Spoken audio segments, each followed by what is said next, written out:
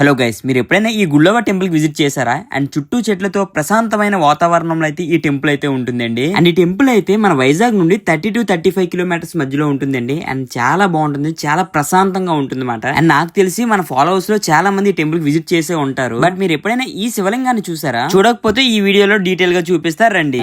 Vehicles అక్కడ park చేసి అలా వస్తాం అండ్ అందరూ వచ్చి అలానే వెళ్ళిపోతారు, ఇలానే పైకి వెళ్ళిపోతారు. బట్ ఈ చెట్టు దగ్గర నుంచి ఇలా వెళ్తే మనకి ఆ శివయ్య టెంపుల్ అనేది వస్తుంది.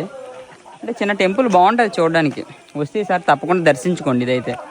అండ్ నేను చాలా టైమ్స్ అయితే గుళ్ళో వెళ్ళాను. అండ్ పర్టికులర్ గా ఎప్పుడు ఈ వేన్ అయితే చూడలేదు.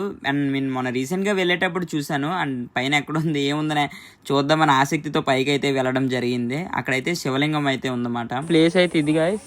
ఆ పైకి వస్తే ఇలా ఉంది. ఇక్కడ నంది, అక్కడ శివయ్య, చిన్న లైట్, అంటే ఎర్లీ మార్నింగ్ వచ్చే వాళ్ళకి ఇబ్బంది లేకుండా.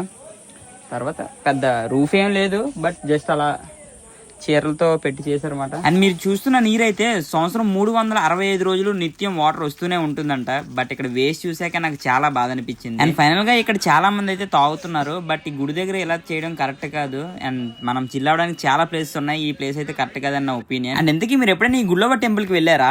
వెళ్తే మీరు ఎవరితో వెళ్ళారా వాళ్ళకి రీల్ షేర్ చేయండి. లేదా వెళ్దామని ప్లాన్ చేస్తున్నారా? అయితే ఎవరితో వెళ్తున్నారో వాళ్ళకి రీల్ షేర్ చేయండి. అండ్ మన పేజ్ అయితే ఫాలో చేసేయండి గైస్.